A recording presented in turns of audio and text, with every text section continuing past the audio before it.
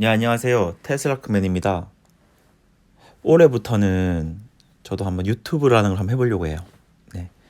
이걸로 뭐 돈을 벌고 싶다, 뭐 그런 것보다는 뭐 벌면 좋겠지만 제 생각에 못 볼 것 같아요. 네, 그냥 저는 저의 투자에 대한 기록과 제 생각을 한번 남기고 보고 싶어요. 이렇게 유튜브로 영상으로 남겨서 나중에 제 자녀들한테도 아빠는 뭐 이렇게 생각하고 이렇게 투자했다. 그래서 지금 결과가 이렇다. 이런 식으로 얘기를 해주고 싶고 막 그래요. 어쨌든 저는 제가 투자를 하고 있는 이 테슬라에 대해서 이제 한 번씩 이야기를 해보려고 해요. 뭐 정기적으로 올리기는 좀 어려울 것 같고 한 번씩 이제 느낌이 오면은 시상이 딱 떠오르면은 한번 이야기를 해보고 싶어요. 그리고 뭐 시황 분석이나 차트 분석, 뭐 뉴스 같은 거는 별로 이야기를 안 하려고 해요. 왜냐하면은 뭐 시황 분석 같은 거는 전문가들도 많고 저보다 훨씬 더 나으신 분들도 많고 차트 분석은 제가 할 줄 모르고 뉴스는 여기 뭐 트위터 보시는 분들이 당연히 제일 빨리 뉴스를 받고 그 외에도 뭐 LA 정규스 TV나 뭐 멘탈의 전부다 오늘의 테슬라 뉴스 뭐 이런 것들 많잖아요. 그래서 제가 굳이 이걸 할 필요는 없다고 봐요. 그냥 로스라고 생각해서 저는 그럼 어떤 식으로 할 거냐? 저는 이 데이터를 가지고 한번 테슬라에 대해서 이야기를 해보려고 해요. 그래서 이제 뭐 통계나 경량적인 데이터들 있잖아요. 그런 걸 가지고 예를 들어서 뭐 실적이 나왔다. 4분기 실적이 다음 달 나오죠. 나오면은 이 실적을 다른 회사 거로 같이 들고 와가지고 뭐 이제 인컴 스테이트먼트 같은 것들을 가지고 이제 비교를 하는 거죠. 이제 손익계산서. 그래서 얘네들은 뭐 그라스 프로핏이 왜 이 정도밖에 안 나왔고 얘네들은 왜 마진이 이렇게밖에 안 나오고 이거는 왜 이렇게 나왔다. 이거를 좀 비교를 분석을 좀 해보려고 해요. 그리고 이제 저도 약간 엔지니어 출신이기도 하고 이 밥도 한 10년 넘게 먹었고 제조업에서도 좀 어떻게 돌아가는지 상황을 이제 좀 어느 정도 아는 것 같아요. 그래서 제가 아는 것들을 좀 토대로 이런 데이터와 함께 테슬라에 대해서 얘기를 하면은 재밌지 않을까라고 생각을 하고 사실은 저는 노트북 이 컴퓨터 화면을 가지고 엑셀과 많은 좀 데이터들 뭐 차트 같은 것들 그래프를 이용해서 이야기를 해보고 싶었는데 이 화면 녹화 뭐라고 해야 되지 목소리 녹화가 한 번에 안 되더라고요. 사실 잘 모르겠어요 어떻게 되는지. 그래서 그냥 한 다 준비가 되면 시작을 할까 하다가 휴대폰으로는 화면과 목소리가 동시에 이렇게 녹화가 되더라고요. 그리고 방금 전에 14시니까 3시간 전이구나. 포워드 캡이라는 트위터 리안이 이런 재미있는 글 올렸는데 제가 생각하는 거랑 되게 비슷한 부분이 많은 것 같아요. 그래서 제가 이분의 글에 대해서 되게 길어요. 좀 길더라고. 그래서 다 읽지 못하고 지금 스캔을 좀 대략적으로 땡겨놨는데 눈으로 이분에 대한 글을 한번 제 생각을 좀 가미해서 이야기를 해보려고 합니다. 네, 그럼 한번 해볼게요. 제가 중간중간에 보면 해석이 일부 안 돼서 아니면 제 이해도가 좀 떨어져서 조금 잘못된 해석이라든가 조금 잘못된 설명이 있을 수가 있는데 그런 부분은 댓글로 뭐 좀 잘 달아주시면은 저도 공부가 되고 좋을 것 같아요. 네. 그럼 첫 번째로 이분이 얘기하는 게 이제 월가의 컨센서스가 항상 낮았다. 테슬라에 대해서는. 이제 컨센서스 다 아시잖아요. 뭐 모르시는 분들 얘기하자면은 이제 월가에는 수많은 애널리스트들이 있어요. 7,700명 정도가 되는데 몇몇 분은 뭐 테슬라를 커버치고 몇몇 분은 뭐 애플도 커버치고 하죠. 그럼 이제 월가에서 있는 뭐 수십 명의 테슬라를 커버치는 이제 애널리스트들이 각자가 생각하는 이제 자기들의 목표 주가라든가 목표 뭐 매출, 뭐 목표 이익 이런 게 있을 거 아니에요. 그런 것들이 쫙 이제 나열비 세워서 이걸 n분의 1 한 게 컨센서스입니다. 그럼 이제 그걸 이제 가미해 주시고 그리고 재밌는 거는 이제 이런 애널리스트들이 이제 각각의 자기가 커버치는 기업에 대해서 이제 포지션이 있을 거 아니에요. 나는 바이다. 나는 셀이다. 결국 나는 이 회사가 잘할 것 같다. 못할 것 같다. 뭐 이렇게 포지션을 두는데 뭐 빅테크들 애플이나 아마존 뭐 구글 같은 회사들은 이런 애널리스트들이 대부분의 호불호가 없어요. 거의 호호호해 호호호. 다 바이다. 그냥 다 바이. 뭐 대부분이 바이를 두고 있지만 테슬라는 바이가 생각보다 많이 없어요. 여기 보시면은 잠깐만. 여기 보시면 예전에 제가 한번 올렸던 글인데 제가 업데이트를 좀 오랫동안 안 했어요. 한 2명 분이 업데이트가 안 됐지만 어쨌든 보시면은 바이가 높은 사람들이 보통 랭킹도 높고 이제 셀이 많은 사람들이 이제 고든 존슨 같은 사람이 랭킹이 낮아요. 이 사람들이 보면은 바이가 셀이 이렇게 조금 양분되어 있지만 그래서 바이가 높은 사람들은 당연히 목표가를 높게 잡을 것이고 셀이 높은 사람들은 목표가를 낮게 잡을 건데 이런 사람들 평균을 떼다 보니까 상대적으로 이제 낮아졌고 저는 그 원인이 여기 있다고 봐요. 에스티메이션이 그러니까 월가의 컨센서스가 낮아진 이유가 여기에도 있다고 보는데 어쨌든 낮아요. 왜냐하면 이걸 한번 볼까요? 요 위에 파란색 이거 커서가 없으니까 지금 이걸 표시를 못 하겠는데 잘 알아들어 주세요. 위에 파란색 컨센서스 에스티메이션인 mm이 뭐냐면 이제 밀리언 달러를 보면 돼요. 이게 이제 2019년 12월 30일에 생각했던 여기 보면 이제 2021년도의 레비뉴 매출이죠. 2020년 12월 30일에 생각했던 뭐 2021년도의 뭐 실적 그리고 이번에 이제 2021년 말에 생각했던 레비뉴 이게 다 달라요.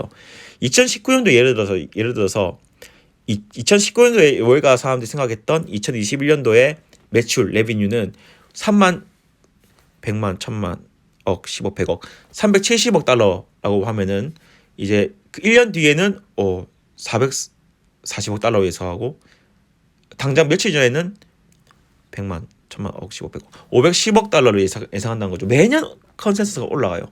그 말은 매년 이 사람들이 생각했던 것들이 이제 올라가는 거죠. 이게 당연하죠. 우리가 테슬라 같은 경우는 매년 실적마다 어닝을 비트치죠. 그래서 어닝 서프라이즈가 항상 나죠. 또 그냥 나는 게 아니죠. 엄청 나죠. 실제로 이번 1년만 봐도 1분기를 제외하고는 다 비트치는데 그냥 비트치는 게 아니에요. 이번 3분기 실적을 보세요. 그 3분기 실적이 농갭으로 EPS가 1.86인가 그랬는데 월가 컨센은 0.97달러인가 그랬어요. 맞나? 맞을 거예요. 그래서 45% 이상의 빚을 친 거죠. 45%의 갭이 낮다는 거는 이거는 그냥 완전 틀려 먹은 거죠. 그만큼 이 컨센이 실제를 못 따라가고 있어요. 아까 그 이유는 아까 제가 말씀드린 것처럼 이제 월가에 대한 호불호가 크고 이제 이 사람들이 기존의 전통적인 자동차 회사를 기반으로 이제 이걸 매기려다 보니까 답이 안 나오는 거죠. 하지만 그중에 랭킹 높은 몇몇 분들은 뭐 데나 이브스라든가 뭐 알렉산더 포터 이런 분들은 약간 이제 선지 어쨌든 자기 그 성공안이 있기 때문에 나름대로 빅테크랑 약간 연관지어서 계산했는 건지 모르겠지만 이 사람들은 좀 높게 잘 보고 있죠. 잘 맞고 있고. 예. 제가 중간중간에 말실수가 있어요. 그리고 제가 이거를 편집을 못해요. 아까 말했는지 모르겠는데 편집할 줄 몰라서 그냥 원테이크로 찍어야 되고 중간중간에 말실수가 있을 수 있어요. 그래서 편집 못하니까 그냥 갈 수 있고 제가 중간에 말을 멈추면은 얘가 잠깐 뇌정지가 왔구나. 한 3초만 기다려보자. 뭐 이렇게 해서 기다려주시면 될 것 같아요. 네. 그래서 보면은 이제 매년 컨센이 올라가고 있죠. 사실 여기서 제가 뭐 트집 잡고 싶지는 않지만 뭐 별로 트집 잡을 만한 것도 아니지만 저는 여기서 오퍼레이팅 프로핏이 EBIT 이제 earning before interest tax인데 이게 똑같이 보고 있어서 저는 조금 의아했거든요. 원래 이 두 개가 좀 달라요. 오퍼레이팅 프로핏은 영업 외 비용이나 이익을 포함을 하는 게 아니지만 EBIT은 포함을 하거든요. 그래서 사실상 완전 다른 말인데 여기 똑같이 얘기하고 있더라고요. 구글에서 그 테슬라 EBIT 뭐 쳐도 오퍼레이팅 프로핏을 보여주더라고. 좀 다른데 어쨌든 뭐 크게 중요하지는 않지만 뭐 그렇다. 그래서 여기서 얘기하는 건 그런 거고, 그 여기서 이 사람들이 얘기하는 게 이제 앞으로 이 테슬라의 마진을 이제 마진 성장 동력이 뭔가 앞으로 2년 동안 뭐냐를 얘기하면은 첫 번째 신규 공장이다. 당연하죠. 기가 텍사스와 기가 베를린이 있죠. 두 번째 자체 배터리 생산이다. 4680 같은 거 맞죠? 세 번째 ASP 이게 이제 Average Selling Price죠. 평균 판매 단가. 테슬라로 치면 차 한 대당 평균적으로 얼마에 파느냐 이거죠. 테슬라 같은 경우는 3분기 기준으로 이제 ASP가 48,800달러 정도가 됩니다. 이거는 사실은 좀 많이 빠진 건 해요. 이 이유에 대해서 이따가 설명할 건데 많이 빠지긴 했지만 벤츠 ASP보다 높다. 럭셔리 브랜드 맞죠? 그리고 네 번째가 이게 뭐 Deferred Revenue Recognition 이게 뭐냐면 이연 매출이죠. 이연 매출의 매출화라고 해야 되나? 그렇죠. 이게 FSD에 대한 얘기인데 이것도 이따 얘기할게요. 이 네 가지가 향후에 저희 테슬라의 마진 동력, 성장 동력의 키입니다. 예, 그리고 이제 다음은 이제 첫 번째 신규 공장이죠. 이제 기가 베를린과 기가 오스틴 이 두 개가 이제 내년 1분기에 아마 1월달, 2월달에 각각 이제 이제 오픈할 것 같아요. 지금 뭐 뉴스 보면은 기가 베를린 생산한 거 이미 생산돼 가지고 테스트는 일부 하고 있다고 하고 막 그렇죠. 잘하고 있는 것 같아요. 소유도 얼마 전에 다 이제 제출되어서 아마 이제 1월달 이제 얘는 쉬고 이제 거기서 이제 검토하고 해줄 것 같은데 좋은 결과 이렇게 기대하고요. 어쨌든 이 기가 베를린과 기가 텍사스가 열리면은 일단은 스케일도 되게 이제 생산도 되게 많이 할 거고 추가로 이제 현지화가 되게 잘 되어 있잖아요. 현지화가 현지화가 잘 되어 있고 이 현지화가 잘 되어 있단 말이 뭐냐면은 이제 기존에는 이제 기가 상하이에서 중국에서 유럽 공장으로 이제 물량을 보냈죠. 그러면은 유럽 관세 10% 물고 추가로 멀잖아요. 운송비 되게 많이 물고 그런 점에서 조금 손해가 컸었고요. 두 번째로 이제 프리몬트 공장에서 캘리포니아에서 이스턴 유럽이 한다. US 동미국 뭐라고 얘기해? 동쪽 미국으로 보낼 때 미국 동쪽으로 보낼 때 운송비가 많이 되죠. 하지만 텍사스가 생기면은 약간 중간 쪽에 있기 때문에 이게 조금 가깝고 하니까 운송비가 좀 줄겠죠. 이런 것 때문에 얘기한 것 같아요. 뭐 당연한 말이죠. 너무 좋아요. 그리고 신규 공장은 또 이제 생산 효율을 올리겠죠. 당연히. 당연한 거예요. 플리몬트 공장 같은 경우는 이게 옛날에 GM 토요타가 말아먹은 공장을 얘가 이제 테슬라에 인수해서 고쳐 쓴 거예요. 그러다 보니까 효율이 좀 안 나오죠. 그것과 도움 불러서 여기 얘기 안 하고 있는 것인데 거기 세금 장난 아닙니다. 세금도 겁나 세고 인건비도 겁나 비싸요. 그리고 그쪽이 약간 실리콘밸리 그런 데죠. 결국 제조업을 하기에는 좋은 데가 아니에요. 중간에 뭐 업체가 있나 뭐가 있나. 그러니까 조금 여러모로 제조기업 입장에서 되게 안 좋음에도 불구하고 테슬라는 이걸로 마진 짜게 나오고 있다. 되게 좋은 거죠. 하지만 테슬라의 다른 공장에 비하면 너무 안 좋은 건 사실입니다. 그래서 기가 상하이의 그 마진과 프리몬트 마진 완전 다르잖아요. 그리고 이 과거에는 보면은 2020년 1분기만 해도 이제 그때만 해도 이제 기가 상하이가 이제 막 시작해서 이제 돌릴 때죠. 이 생산 양이나 그런 것들이 84%가 이제 생산량 생산이죠. 프리몬트에서 하고 나머지 16%만 이제 기가 상하이에서 했는데 이번 3분기에 처음 역전했어요. 이제 드디어 3분기부터는 기가 상하이에서 생산하는 이제 차량들이 기가 프리몬트보다 더 많다는 거. 여기에 이제 이렇게 기가 상하이 물량이 기가 프리몬트 물량을 제끼다 보니까 이게 절대적인 수량은 계속 둘 다 올라가지만 상대적으로 이제 기가 상하이가 더 올라가는 거죠. 그러다 보니까 마진율도 여기에 비례해서 올라가고 있습니다. 물론 3.5%가 이제 중간에 레귤레이터리 크레딧이라고 이제 탄소세 팔아먹은 게 좀 있긴 하지만 탄소세 3.5%에서 탄소세 팔아도 28% 넘었어요. 실제로 크게 중요한 게 아닙니다. 또 여기에 대해서 제가 이따 또 얘기할 거예요. 네. 왜 더 안 중요한지. 이게 레귤레이터리 크레딧이 사실은 앞으로 빠진다 하더라도 이게 전혀 문제가 안 되는 이유에 대해서 얘기를 할게요. 그리고 또 얘가 뭘 얘기했냐. 그 샹하이 공장 인건비 싸죠. 예, 싸고. 그 이제 여기 뭐 게리 블랙이 이제 최근에 미팅 위드 매니지먼트 그러니까 테슬라 사람들하고 미팅했죠. 이거 사람들 다 알고 있죠. 그래서 많은 내용이 오갔는데 그 중에서 하나 틀렸죠. 이어 엔드에 오스틴 베를린이 열 것 같다. 그러니까 올해 말이 아니라 이제 2021년 말에 열 것 같다는데 안 열었죠. 이건 틀렸지만 일단 또 다른 좋은 얘기는 오스틴과 베를린의 첫 해의 생산량과 여기 보면 이제 그로스 마진 매출이익이 아마 상하이 공장의 첫 해와 비슷할 것이다. 결국 쩔 것이다. 라는 것을 얘기했죠. 그리고 이거 외에도 여러 가지 혁신적인 게 많죠. 뭐 기가 베를린에서 보면 싱글 피스 캐스팅 이런 거 하죠. 다이 캐스팅 하는데 싱글 피스 캐스팅 하죠. 이게 뭐냐?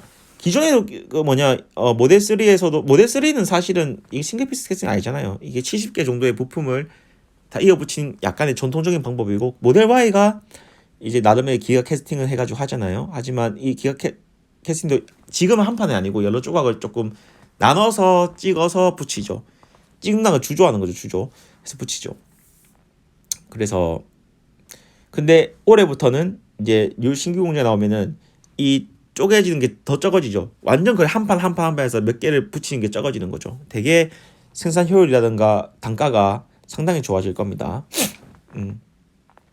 그 말이고, 그 다음은 이제 신규 공장 이게 뭐냐 하면은 예, 이제 신규 공장을 처음 돌리면은 비용이 많이 들어가요. 비용이 많이 들어가는데 그럼에도 불구하고 이제 엄청나게 불어나는 볼륨, 물량으로 이런 것들을 상쇄시킬 것이다라는 얘기고요. 여기서 보면은 이제 스케일이 2021년도까지 뭐 91만 5천대, 무슨 91만 5천대고 92만 5천대 돼야지. 92만 대 넘겠죠, 당연히. 오늘 밤 우리나라 시간 오늘 밤 12시인가 11시 반부터 내일 12시쯤에 인도량 나온다고 하죠. 한번 기다려 봅시다. 어쨌든 그리고 2023년도에 치는 225만 대 얘기하네. 무슨 소리라는 걸 모르겠어. 250만 대 나올 건데 맞죠? 그래서 이제 컨센서스는 2023년도에 167만 대 얘기하고 있네요. 참 답이 없다. 어쨌든 이건 여기서 중요한 얘기는 아니고 어쨌든 엄청나게 이 볼륨이 늘어나는 건 맞는 말이고 이걸로 인해서 레비뉴, 매출이라든가 마진은 상당히 상방이 많이 열려 있다라는 말이고요. 또 상하이 같은 경우는 계속 램프 봐줘 생산량을 계속 엄청나게 증가시키고 있죠. 그래서 이제 앞으로도 엄청나게 증가시키는 거고 요거는 거기에 대한 뒷받침되는 데이터이고요. 네. 다음은 배터리 단가를 계속 우리 매년 이제 떨어뜨리고는 있지만 성공하고 있지만 근데 올해 같은 경우는 좀 올랐죠. 10% 올랐어요, 사실은. 저는 이게 코로나 때문에 생각하는데 코로나 때문에 지금 현재 서플라이 쇼티지가 전 세계적으로 있죠. 배가 못 들어오잖아요. 못 나가고. 그러다 보니까 인플레이션이 가속화되고 있고 그 때문에 배터리 가격도 같이 올라간 것 같은데 저는 이게 일시적으로 봐요. 이제 여기 대해서 길게 얘기는 일단 안 하고 시간 나가면 이따가 얘기하는 걸로 하고 어쨌든 장기적으로 봤을 때 배터리 단가가 앞으로 지금은 쭉 떨어지고 있었어요. 올해 빼고.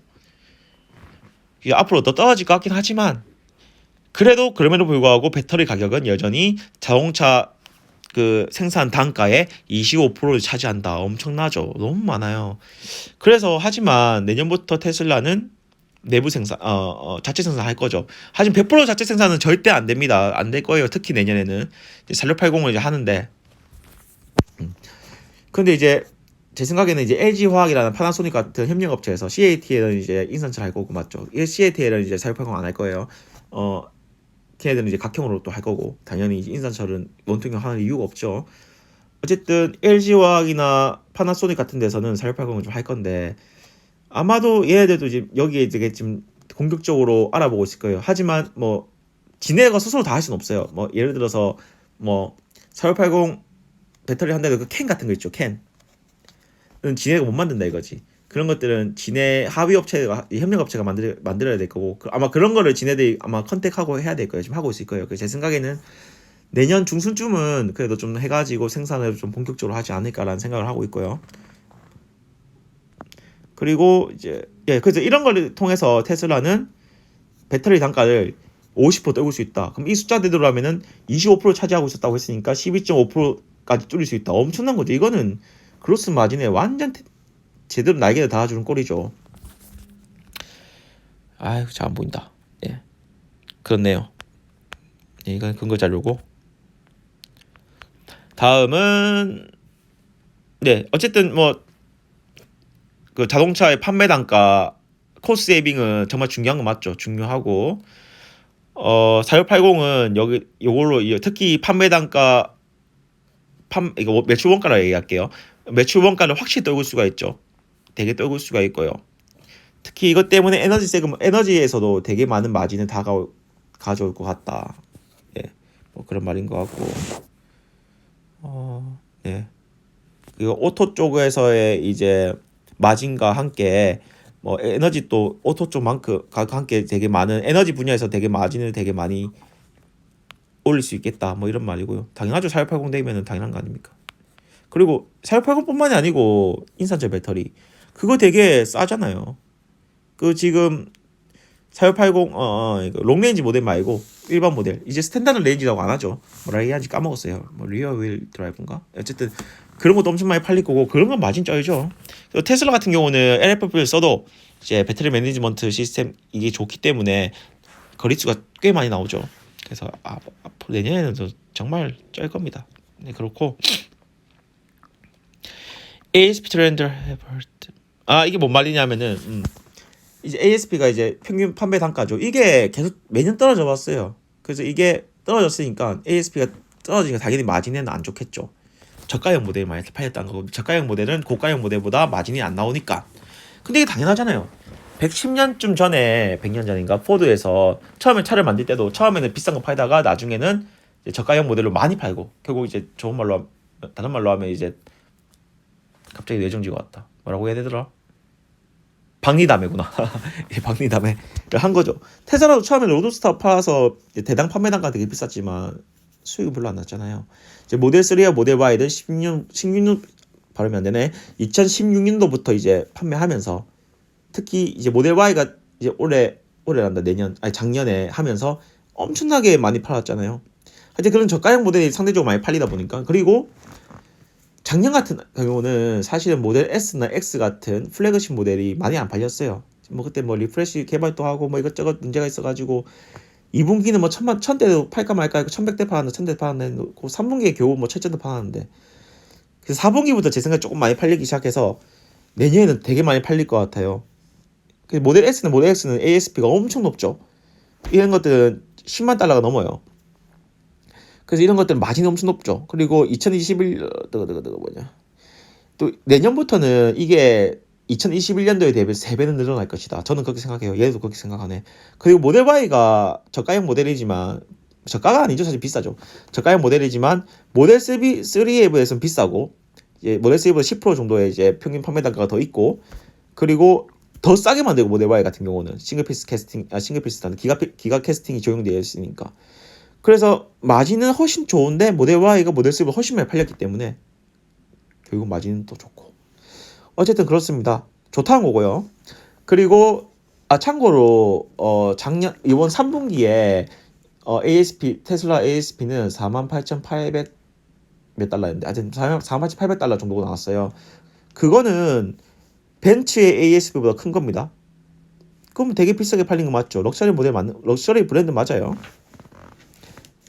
그리고 2023년도부터 내후년부터는 사이버트럭 탁 나오죠. 아마 싱글 모터, 듀얼 모터, 트라이 모터 이제 안 하죠. 그 때문에 이제 모터 4개짜리 이제 쿼드 모터라고 하죠. 그거를 할 건데, 어쨌든 제 생각에 듀얼 모터가 제일 많이 팔리지 않을까. 그게 되게 비쌀 거거든요. 그래서 전반적으로 봤을 때 사이버트럭은 ASP가 아마도 75,000달러 정도 이제 하지 않을까라고 보고 있고, 그러면 이거는 ASP 올려주는데 되게 혁혁한 공을 세우는 거죠. 근데 얘는 여기서는 얘기 안 했는데 2023년도에 테슬라 컴팩트 모델 안 나옵니까? 그거는 사실은 이제 ASP가 되게 낮기 때문에 조금 떨굴 수는 있지만, 하지만 그때쯤이면 FSD도 같이 묶어서 팔 수 있는 확률이 그러니까 묶어서 판다는 게 채택률이 올라갈 수 있기 때문에 그거랑 이제 인도나 중국 같은 조금 후진국은 아니고 뭐라고 해야 되지, 좀 잘 사는 사람들 없는 데서는 테슬라 안 살 사람들이 이제 그런 컴팩트 모델을 살 거기 때문에, 어떻게 보면 새로운 시장을 개척한 거기 때문에 ASP 떨어진다 하더라도 문제가 전혀 없다. 네, 여기서는 얘기 안 했지만 제 생각을 얘기한 겁니다. 이거 뭐 그동안 ASP가 쭉쭉쭉 떨어져 나왔다. 근데 이건 문제 될 것도 없고 당연한 거 아닙니까? 네. 그리고 여기서 또 ASP가 사실 계속 올라왔죠. 당연하죠. 우리 모델 Y 롱레인지 깡통만 봐도 우리나라에서 보면은 1월 1일에 모델 Y 롱레인지 저식이 깡통 모델 아무것도 안 한 게 7,100만 원인가 그랬고요. 제가 차 주문할 때 똑같은 걸 했는데 6,900, 800인가 그랬고, 지금 하면은 6,900이 난다. 7,900인가 그랬고 8,000만 원 넘었죠. 계속 올라가요. 왜냐? 원가가 계속 이제 인플레이션 이제 때문에 계속 이제 원가가 올라가니까. 근데 여러분들 이거 아셔야 되죠. 그 기업들은 원가가 당장 지금 올라도 이 원가가 이 기업한테 바로 오는 게 아니에요. 왜냐하면 얘네들은 저 1년, 2년 이 단기 계약을 맺기 때문에 1년 전 금액으로 사는 거예요. 그 지금 올라가는 금액을 1년 뒤에 매겨지는 거지. 근데 되게 웃긴 게 얘네들은 지금부터 가격 올리고 있으니까 되게 웃기죠. 어떻게 보면은 이제 나쁜 말로 판매 비용 이제 판매 부담? 단가 부담을 소비자에게 이제 전가하는 그런 거죠. 우리 같은 주주 입장에서는 되게 좋죠.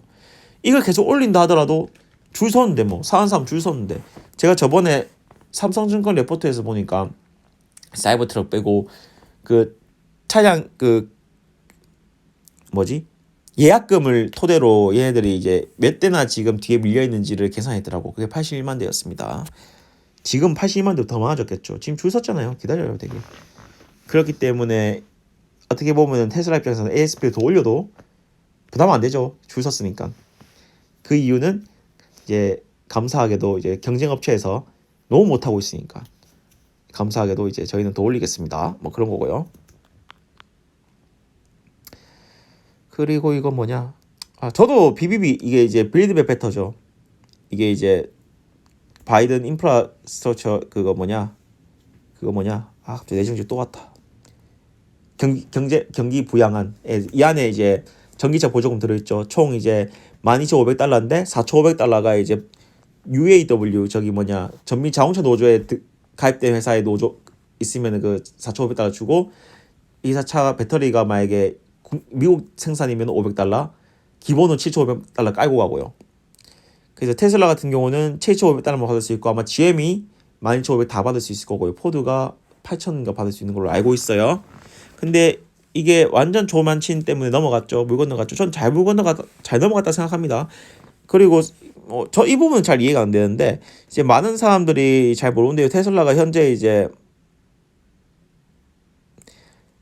이 ZEV 레귤레이터리 크레딧이 뭐냐면은 이 탄소세를 팔아먹고 있는 이 뭐라 해석해야 되나 근데 하여튼 US 텍스 크레딧에 대해서 피해를 보고 있는 두 개 중에 두 개 중에 하나 회사이기 때문에 인데 이거 어쩌란 말이지? 이거 여기에 대해서 혹시 아시는 분 좀 댓글 좀 달아주세요. 그거 어쩌라고 해서. 예. 근데 어쨌든 저는 이 빌드 백 베터는 전기차를 부양하는 정책이라기보다는 제 생각에는 레거시 애들 살려주는 정책이라고 생각해요. 왜냐면 레거시 애들은 전기차 팔면은 마진이 안 나오거든. 그 마진이 안 나오기 때문에 이 보조금 팔아먹고 가야 돼요. 원래 이 바이든이 처음에 이랬죠. 미국 생산 차량에 대해서만 지원해주겠다고. 근데 이거 포드나 GM 보니까 다 멕시코로 이전하고 앉아 있는데 이거 안 되겠거든. 그러니까 미국 내 생산에 대한 그 크레딧을 500달러밖에 안 준 거죠. 그 배터리 500달러 그거. 그래 좀 양아치다 양아치. 예 그렇고 그 다음에 테슬라의 highest margin revenue from 그렇죠. 테슬라는 사실은 마진의 제일 큰 부분 사실은 이제 그 소프트웨어 구독으로부터 오는 거죠. 그 이게 앞으로 쭉쭉 올라갈 거고. 그 3분기까지를 보면요. 테슬라 지금까지 2.22 빌리언 우리나라 돈으로 22억 2천만 달러니까 3조 원 조금 안 되는 돈 맞죠? 을 아마 FSD도 모았을 거예요. FSD 모았는데 이게 이제 매출로 안 잡죠. 왜냐하면은 FSD는 아직 우리가 제대로 서비스하는 게 아니기 때문에 이거를 이연 매출로 잡고 그냥 부채로 보고 있는 거죠. 하지만 나중에 우리가 서비스를 이걸 실제적으로 우리가 이 정도는 이거 서비스하는 수준 됐다 하면은 이 돈을 바로 우리 매출로 잡으니까 바로 EPS 팍 뜨는 거죠. 근데 실제로 내년에 이 사람들이 생각하기에 1.39 빌리언 달러 정도를 이제 매출로 잡을 것이다. 대략 50% 좀 넘게 잡는 것 같은데 이제 그러면은 이게 1분기가 될지 2분기가 될지 3분기가 될지 모르겠지만 그 잡히는 분기에는 EPS가 완전 투도면 제대로 할 거예요. 하지만 아마 이게 일회성이기 때문에 여기에 대해서는 아마 크게 주가 흐름이 어떻게 될지 모르겠지만 하지만 이게 일회성이 아닐 수가 있는 게 매분기만 차는 팔고 그 차 사람 중에 일부는 FSD 채택하기 때문에 요거는 정말로 많은 기여를 하죠. 제가 이걸 전에 저도 이 비싼 생각을 해서 전에 적은 게 있어요. 이게 어딨냐? 이게 제가 언제 이런 걸 적은 게 있는데 이게 일론 머스크랑 이 진행자가 되게 유명한 사람이 이름 까먹었습니다. 이 사람이랑 이제 인터뷰하다가 이 사람이 이런 얘기를 했어요. 이제 언제 테슬라는 레벨 4 FSD 문제를 해결할 것이냐 했을 때 일론은 아마도 내년쯤이면 할 수 있지 않을까. 되게 높은 확률로. 이런 얘기를 했어요. 그래서 이 말은 이게 레벨 4 수준이 되잖아요. 레벨 3나 레벨 4 되면은 분명히 이 FSD 매출을 마진으로 잡을 거거든요. 근데 이제 100% 다 안 잡을 거고 이제 한 절반 정도 잡을 거예요. 이게 뭔 말이냐. 여기 보면 2022년도 저 같은 경우는 여기 초록색으로 적혀 있는 거 보면은 이제 150만 대 정도를 판다 쳤을 때 FSD 테이크 레이트를 15% 정도 잡았어요. 이게 보수적이지 않냐라고 얘기하는 사람들에게 알아두셔야 되는 게 미국은 FSD 테이크 레이트 이게 채택률이 18%가 됩니다. 하지만 중국 같은 나라는 거의 제로죠. 우리나라도 별로 안 되고 맞죠? 왜냐하면은 FSD가 베타가 풀린 데가 미국밖에 없고 미국도 이제 요즘이야 뭐 이제 얘네들 세이프티 스코어를 보고 조금씩 이제 와이드 릴리즈를 해주고 있지만 여전히 작게 해주고 있고 하지만 이게 저희가 매주 업데이트 되는 거 보면 2주만 업데이트 되나? 어쨌든 엄청나게 성능이 매주 올라가고 있잖아요. 그래 봤을 때 내년 되면 미국에 상당히 많이 풀릴 것 같고 이걸 토대로 사람들이 더 많은 구독이란다. 구독도 할 것이고 당연히 그 채택을 할 것 같아요. 차 살 때. 그래서 이것 때문에 저는 한 15% 정도 잡았고 어쨌든 그리고 FS 레코그니션 이제 이 수익 100원을 팔면 50원 어디 수익이라고 잡는 거죠. 나는 그렇게 보고 이제 마지널 텍스 레이트 이게 뭐냐면 이제 팔고 이제 약간 세금 내야 되니까 이게 15% 정도 된다 하더라고요. 그리고 FSD 금액은 $10,000 잡고 이제 FSD 넷마진 단기 순이익률을 100% 잡았어요. 사실은 100%가 아니죠. 아마 여기에 대한 비용은 생길 거예요. 뭐 서버비라든가 뭐 개발비, 컴퓨터 유지비, 도주 같은 거 있죠. 아직 도주 돌지는 않지만 그 슈퍼컴퓨터 유지비, 슈퍼컴퓨터 관리, 인력비 이런 것들이 다 들어가서 한 60~70%는 실제 마진 되지 않겠나 싶지만 지금 이미 여기에 대한 비용은 나오고 있잖아요. 요거는 익스펜스로 이미 나오고 있을 거라 보고 있거든요. 나오고 있죠. 그래서 이제 여기는 마진 거기 이미 잡혀있기 때문에 이거는 100% 잡고 계산했고요. 계산해보니까 계산식이 뭐 150mAh 곱하기 똑같이 그냥 수식도 딱딱 계산하죠. 이제 한계 시효율이 15%이기 때문에 85%가 이제 내한테 들어온 돈이죠. 하니까 0.96달러가 나오더라. 근데 나는 내년에 농갭으로 해요. 농갭으로 150만 대 팔았을 때 EPS 최소한 12달러는 되지 않겠냐. 그럼 0.96달러는 더해주면 13달러죠. 이거는 기존 EPS의 8%나 기여하는 거예요. 8%나. 채택률을 50%밖에 안 잡았는데. 그러면 나중에 먼 미래에 채택률이 20%, 30% 올라가고 테이크로 30% 올라가고 또 뭐 있지? 레코그니션이 100%까지 간다? 그러면 이거는 뭐 기여율이 30%까지 가고 40% 가고 이런 거죠. 미친 거예요. 그러면 이제 뭐 주가 투동만 하는 거지. 예, 그런 거고요. 이 말이 그 말인 것 같아요. 그 말이죠. 다음 잠깐만요. 커피 한 잔 마시고. 예, 다음은 뭐 당연한 말이지. FSD가 완벽하지는 않지만 가이던스 그게 가이던스 그렇게 얘기했대요. 이제 이 성취도가 되게 높다. 그래서 나는 되게 자신감이 있다는 거죠. 이제 그래서 이제 뭐 결국 그 말이죠. 아까 했던 말 똑같아요. FSD 나중에는 점점 개발될 거고 이게 나중에는 다 채택률이 올라가고 나중에 우리 매출 잡히면은 우린 투자만 할 것이다. 그 말을 얘기한 것 같아요. 그 말 얘기했고 FSD가 이제 레코그나이즈드 되면서 이게 상당히 위로 많이 열릴 것이다. 매출 상방이 엄청 많이 열릴 것이다. 그 말이에요. 이거는 이제 이 CFO가 한 말인데 패스할게요. 너무 길어요. 아직 휴대폰을 보니까 눈이 너무 침침하니까 이제 글이 잘 안 보여요. 일단 얼마 남았지? 얼마 안 남았네. 이제 마저 하고 끝낼게요. 어디 했더라? 여기다. 뭔 말이고 이거는 또. Part of why for the margin estimates. 이게 그거 같아요. 이게 맞죠? 이게 월가이들이 왜 이 컨센서스 낮게 잡았냐? 이거는 레귤레이터리 크레딧이 그러니까 탄소세 판매가 너무 앞으로 적어서 한마디 얘는 탄소세도 돈 번다는 생각을 하고 있는 것 같아요. 내 말 맞나? 틀렸으면 댓글 달아야 돼요. 하지만 이거는 제가 전에도 봤던 글인데 제가 정리하면 본 건데 우리가 3분기 농갭이 1.86이 나왔나? 6이 나왔고 갭이 1.41이 나왔어요. 그 왜 그러냐? 여기에는 이제 스탁 컴펜세이션이 들어갔어요. 이게 이제 경영진들 주가 보상 같은 거 있잖아요. 그 스톡옵션 주고 한 것들 그런 게 엄청 들어갔더라고. 근데 그런 게 가면 갈수록 좀 빠질 거고 레귤레이터리 크레딧으로 버는 돈이 줄어드는 것보다 그런 컴펜세이션이 줄어드는 게 빠를 거라고 보고 있죠. 그것 때문에 서로가 상쇄된다 라고 저는 생각합니다. 네, 그래요. 그러고 잠깐만 내가 거기에 대해서 적은 게 있나? 볼까요? 잠깐만요. 봅시다. 여기 있잖아. 이 넷인컴이 난다. 갭 넷인컴. 이제 실제로 이제 회계 기준의 넷인컴 단기 순이익이 이 단위가 100만 달러거든요. 1618 100만 달러예요. 100만 천만 16억 달러인데 3분기에. 근데 이 스톡 베이스드 컴펜세이션 익스펜스가 100만 천만 4억 7천만 달러 난다. 4억 7천만 달러. 이거 얼마야 이거? 5천억이가. 이게 빠지니까 농갭 이거를 실제로 포함하니까 농갭 인컴은 와 이거 100만 천만 10억 20억 달러더라 이거지. 그래서 이걸 EPS로 보면 1.86 2.44 0.4를 이 스톡 컴펜세이션으로 해먹은 거죠. 맞죠? 맞고. 그리고 데어라 클레임스 테슬라 아티피셜리 저거. 그러니까 테슬라 어떤 사람들이 이게 그게 그 주장이 있었대요. 사람이 주장은 아니겠지. 전문가의 주장인지 모르겠는데 테슬라가 인위적으로 이 워런티 리저브가 무슨 말인지 잘 모르겠지만 이 매출 원가를 인위적으로 낮췄다라는 이 주장이 튀어나오고 있다. 왜냐 마진율을 올리기 위해서. 이 콕스가 이제 코스트 오브 구드 솔드라고 매출 원가거든. 매출 원가. 그래서 이제 세일즈가 레비뉴죠. 레비뉴 뭐냐 매출에서 매출 원가 빼면은 매출 이익이 나오죠. 이 그라스 프로핏이 매출 그거예요. 그 그라스 프로핏에서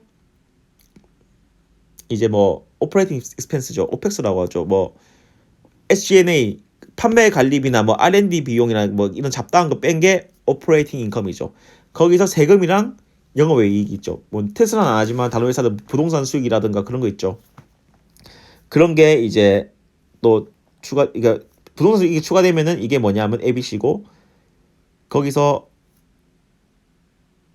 법인세 같은 게 빠지면은 법인세를 이제 해버리면은 이제 단기 순이익 넷인컴이 되죠. 네, 이건 나중에 말로 하는 것보다 나중에 컴퓨터로 이제 유튜브를 찍을 수 있으면 컴퓨터로 한번 얘기를 해보도록 할게요. 근데 뭐 저보다 잘하시는 분 많으실 것 같긴 한데 어쨌든 그렇고. 근데 이거 알고 보니까 이 파일링을 보면은 오히려 얘네들이 되게 그렇지 않더라라는 말인 것 같아요. 그래서 보자. 이거는 테슬라 그로스 마진 with warranty estimation이네.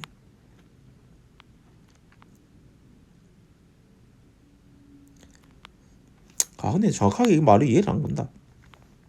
일단은 이 워런티 에스티메이션 이 그로스 마진에 대해서 이제 객과 이 어저스티드 이게 농갭이거든요. 농갭의 예측치인데 마진 이제 매출 총이익률이죠. 뭐 이제 이렇게 가는데 이제 2021년 3분기에 30.5%. 뭐 실제 이거 레귤레이터리 크레딧이 포함이 되긴 했지만 뭐 비슷한 것 같아요. 그래서 어쩌란 말이지. 죄송합니다. 제가 이 내용을 정확하게 모르겠어요.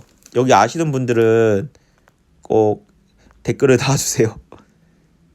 무슨 말일까 이게? 하여튼 그렇지 않다는 말인 것 같은데. 미안해요.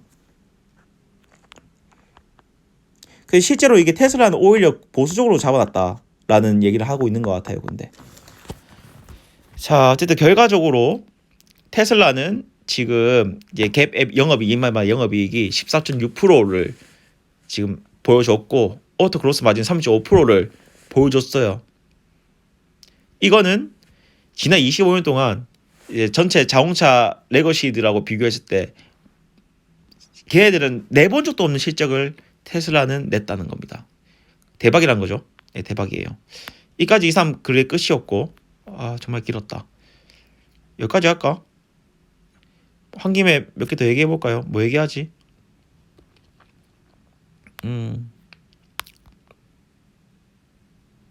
요거 얘기해 볼까?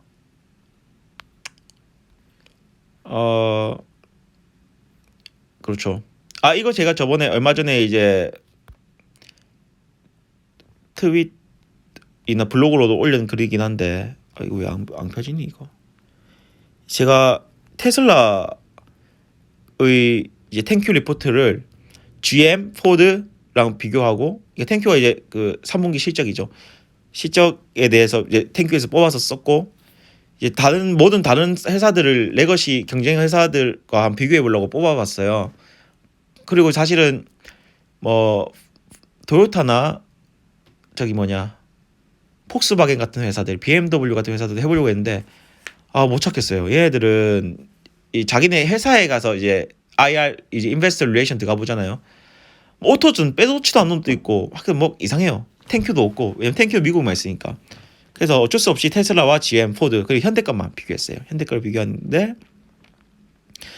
테슬라 같은 경우는 보면은 이제 아까 다들 너무 말을 많이 했지만 제가 이제 사람들 탄소세 때문에 먹고 산다고 얘기를 많이 해서 이 탄소세 뺀 거 여기 요거 있죠 요거 이거 잠깐만 이 오토 온리 위다웃 크레딧 보면은 탄소세 빼도 28.8%의 이제 매출 이익이 나오고요. 순이익률이 나오고 매출 이익률이 나오고 이제 영업이익은 14.8% 되게 잘 나왔죠. 근데 GM이나 포드는 영업이익이 거의 뭐 3% 밑에예요.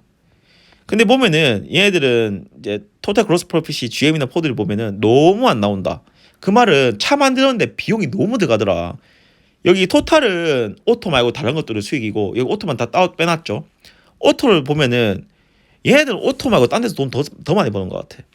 오토로 가면은 돈이 더 적게 벌어요. 근데 이게 뭔지 알아요? 이게 얘네들은 ICE 이제 내연기관을 팔아서 난 수익이고 테슬라는 전기차 팔아서 난 수익이죠. 얘네들 내연기관 말고 전기차 넘어가는 순간 여기서 또 반토막 한 번 더 납니다.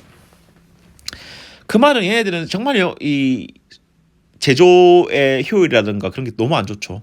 그 이유에 대해서 여러분들도 너무 많이 아시니까 얘기를 안 하려고 하고 여기서는 그 외에도 이제 매출 원가 말고도 이제 영업 판매 관리비가 엄청 들어가죠. 뭐 마케팅비도 있을 거고 맞죠. 너무 들어가니까.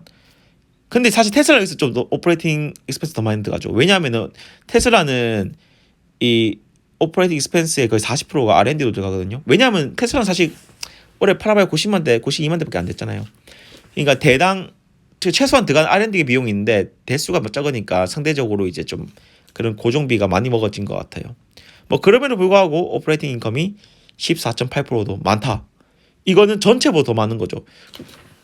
이 말은 뭔 말인지 알아요? 지금 에너지 부분이나 서비스 부분에서 돈을 못 벌고 있는 거예요. 테슬라는. 이거는 나중에 돈을 확 끌어서 모을 수 있다는 뜻이에요. 하지만 GM이나 포드는 막장이죠. 그 포드 같은 경우는 내가 봤거든요. 얘들을 제가 논 오퍼레이팅 프로핏을 봤어요. 그 말은 이제 영업의 수익이 엄청 되더라고. 영업의 수익을 포함시키니까 포드는 이 영업이 0.6%에서 1%대로 올라왔어요. 현대 같은 경우는 좀 좋아 보이죠. 3분기가. 여기도 좀 문제가 있어요. 여기서 보면은 현대는 그라스 프로핏이 19.6%, 오퍼레이팅 인컴이 3.5% 잡혀 있는데 이 현대 같은 3분기에 그 엔진 충당금이라 해가지고 그 리콜바 그 해줄 돈을 지가 해놨는데 그거를 아직 안 썼더라고. 그것 때문에 영업이익이 폭등했어요. 그 백데이터 있습니다. 나중에 제가 찾아서 뭐 댓글로 보여주든 할게요. 보여줄 수 있나? 어쨌든 그렇고요.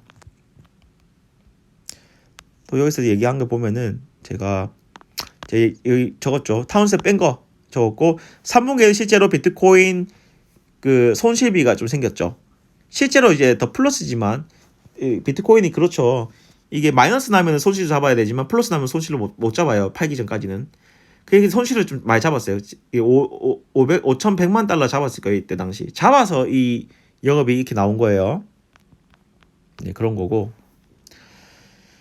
그리고 아까 제가 말씀드린 거 말고도 빨갛게 적은 거. 내년부터는 이제 4680 하고 아까 얘기한 것처럼 스트럭처럴 배터리 팩도 하고 싱글피스 캐스팅도 하고 기가 베를린 가동해서 유럽 관세 운송비 절감되고 또 상대적 원가 비중이 큰 프레몬트 공장이 이제 상대적으로 이제 비중이 줄 거니까 매년 이제 점진적인 매출 원가 하락이 있을 거죠. 그러면은 영업이 계속 올라가는 거죠. 예. 그래서 앞으로 너무 좋을 것이다. 그 말이 하나 있고 요까지 얘기할까? 사람들이 이거 보고 내보고 너무 정치적이지 않냐 얘기하는데 저는 보수도 진보도 아닙니다. 누구도 아니에요. 그냥 이거 보고 얘기한 거예요. 뭐냐 정치권들이 이제 약간 이용한 것 같지 않냐. 아이. 그러니까 뭔 말이냐면은 오해할 수 있겠다. 지금 많은 나라들이 다들 지금 인플레이션 때문에 되게 힘들 거예요. 그래서 아마 모든 여당 야당 할 거 없이 그러니까 이제 여당 야당 할 거 아니고 민주당 뭐 우파 좌파 할 거 없이 여당은 다 지금 지지율이 안 좋을 거예요. 우리나라도 마찬가지고 미국도 보면은 바이든이 지금 이제 지지율이 벌써 바닥치고 지금 임기 1년밖에 안 됐는데 1년 안 됐죠. 지금 부통령보다 지금 낮아요. 그리고 그러니까 민주당의 지지율도 공화당한테 벌써 잡혔어요. 그런 것 때문에 바이든이 이제 이런 걸 좀 이용해 먹지 않냐. 근데 실제로 데이터를 보면은 남아공이 실제로 이제 오미크론이 가장 먼저 좀 우세종이 되었어요. 이게 남수단인가에서 시작됐죠. 그래서 10월 달쯤에 우세종이 되었고 남아공이 이제 그때 뭐 확진자 확 올라갔다가 그런데 사망자 수는 그게 따라 안 가더라 이거죠.